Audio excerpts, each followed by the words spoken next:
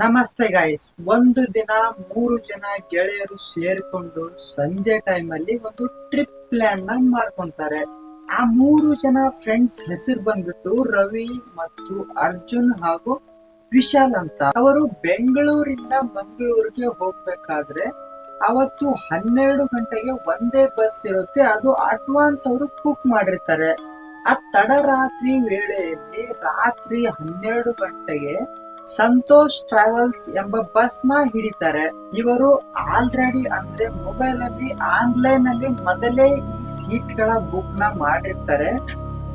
ಆದ್ರೆ ಅವ್ರಿಗೆ ರಿವ್ಯೂ ಹುಡುಕಿದ್ರೆ ಎಲ್ಲಿ ರಿವ್ಯೂ ಕೂಡ ಸಿಗೋದಿಲ್ಲ.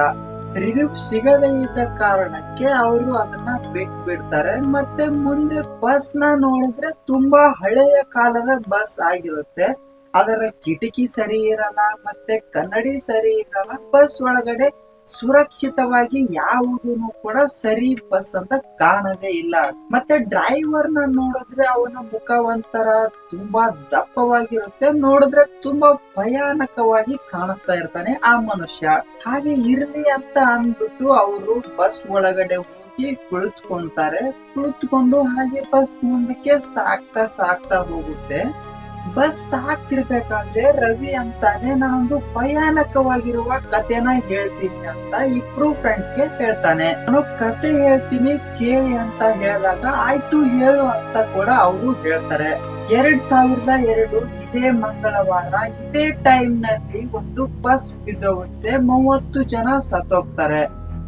ಬಿದ್ದಾಗ ಆ ಬಸ್ ಕೂಡ ಕಂಡಿಲ್ಲ, ಮತ್ತೆ 30 ಜನ ಸತ್ತು ಹೋದಂತ ವ್ಯಕ್ತಿಗಳು ಕಾಣಿಸಿಲ್ಲ.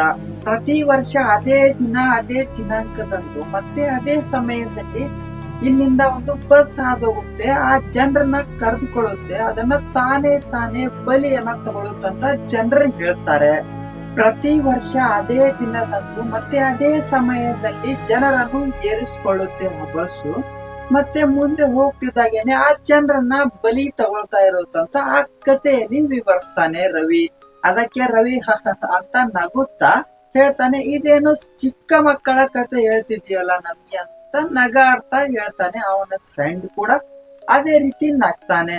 ಆ ತರ ನಕ್ಕಾಗ ಒಂದು ಬಸ್ ಕೂಡ ನಿಂತ್ಕೊಳ್ಳುತ್ತೆ ಅದೇ ಜಾಗದಲ್ಲಿ. ಆ ತಡರಾತ್ರಿಯಲ್ಲಿ ಬಸ್ ನಿಂತಾಗ ಎಲ್ರೂ ಕೂಡ ತುಂಬಾ ಭಯ ಪಡ್ತಾರೆ. ಮತ್ತೆ ಆ ಬಸ್ಸಿಂದ ಕೂಡ ಯಾರು ಇಳಿಯೋದಿಲ್ಲ. ಬಸ್ಸಿನೊಳಗೆ ಇರುವವರ ಮುಖಗಳು ಕೂಡ ತೀವ್ರವಾಗಿ ಒಂಥರ ಬಾಡ್ ಹೋಗಿರೋ ತರ ಕಾಣಿಸ್ತಾ ಇರುತ್ತೆ. ಮತ್ತೆ ಭಯ ತುಂಬಾ ಎದ್ದು ಕಾಣ್ತಾ ಇರುತ್ತೆ. ಅದೇ ಹಿಂದಿನ ಸೀಟಿನಲ್ಲಿ ಒಂದು ಮಗು ನಗ್ತಾ ಇರುತ್ತೆ. ನೋಡಿದ್ರೆ ಅದ್ರ ಕಣ್ಣುಗಳೇ ಕಾಣ್ತಾ ಇರೋದಿಲ್ಲ. ಅಲ್ಲಿ ಕುಂತಿರ್ತಕ್ಕಂತ ಒಬ್ರು ಅಜ್ಜಿ ಹೇಳ್ತಾರೆ, ಅಂದ್ರೆ ಅವರು ಭಯಾನಕವಾಗಿ ಕಾಣ್ತಿರ್ತಾರೆ.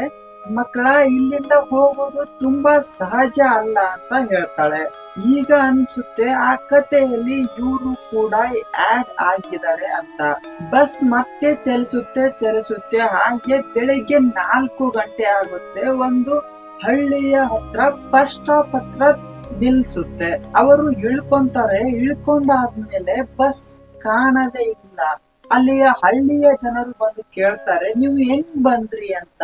ಅವ್ರು ಹೇಳ್ತಾರೆ, ನಾವೊಂದು ಬಸ್ ಅಲ್ಲಿ ಬಂದಿದ್ವಿ ಅಂತ ಹೇಳ್ತಾರೆ.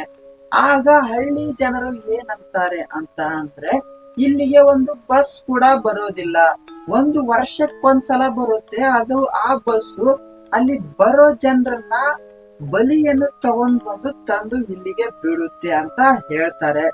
ಹೇಳ್ದಾಗ ಗೊತ್ತಾಗುತ್ತೆ. ಆವಾಗ ಈ ಸ್ಟೋರಿನಲ್ಲಿ ನಾವು ಏನ್ ಅರ್ಥ ಮಾಡ್ಕೋಬೇಕು ಅಂತ ಅಂದ್ರೆ, ಈಗ ಅಲ್ಲಿರೋ ಜನರು ಕೂಡ ಆತ್ಮಗಳೇ. ಈಗ ಆ ಬಸ್ ಅಲ್ಲಿ ಹತ್ತಿ ಬಂದಿರ್ತಕ್ಕಂತ ಈ 3 ಜನ ಹುಡುಗರು ಕೂಡ ಈಗ ಆತ್ಮಗಳಾಗಿರ್ತಾರೆ. ಅವರು ಬಸ್ ಅಲ್ಲಿ ಬರ್ಬೇಕಾದ್ರೇನೆ ಅವರ ಪ್ರಾಣನ ತೆಗೆದಿರ್ತಾರೆ ಆ ಬಸ್ಸು. ಮತ್ತೆ ಅಲ್ಲಿರ್ತಕ್ಕಂತ ಜನರು ಕೂಡ ಎಲ್ಲ ಆತ್ಮಗಳಿರ್ತಾರೆ. ಈ ಕತೆಗೆ ನಾವು ಭಾಗ ಆದ್ವಲ್ಲ ಅಂತ ಅವರು ದುಃಖಗೊಳ್ತಾರೆ. ಗೈಸ್, ಇದೇ ರೀತಿಯಾಗಿ ನಾನು ಹಾರರ್ ಸ್ಟೋರಿನ ಇನ್ ಮುಂದೆ ಇದಕ್ಕಿಂತ ಉತ್ತಮವಾಗಿ ತಗೊಂಡ್ಬರ್ತಾ ಇದ್ದೀನಿ. ನಮ್ ಚಾನೆಲ್ ನ ಸಬ್ಸ್ಕ್ರೈಬ್ ಮಾಡ್ಕೊಂಡು ಒಂದು ಲೈಕ್ ಮುಖಾಂತರ ಒಂದು ಕಾಮೆಂಟ್ ಮಾಡಿ ನಮ್ಗೆ ಯಾವ ಸ್ಟೋರಿ ತರ ಮಾಡ್ಬೇಕು ಅಂತ ಕಾಮೆಂಟ್ ಮಾಡಿ. ಅದೇ ರೀತಿ ನಾನು ವಿಡಿಯೋಸ್ ನ ಹಾಕ್ತಾ ಇರ್ತೀನಿ. ನಮ್ಮನ್ನ ಸಪೋರ್ಟ್ ಮಾಡಿ ಬೆಳೆಸಿ.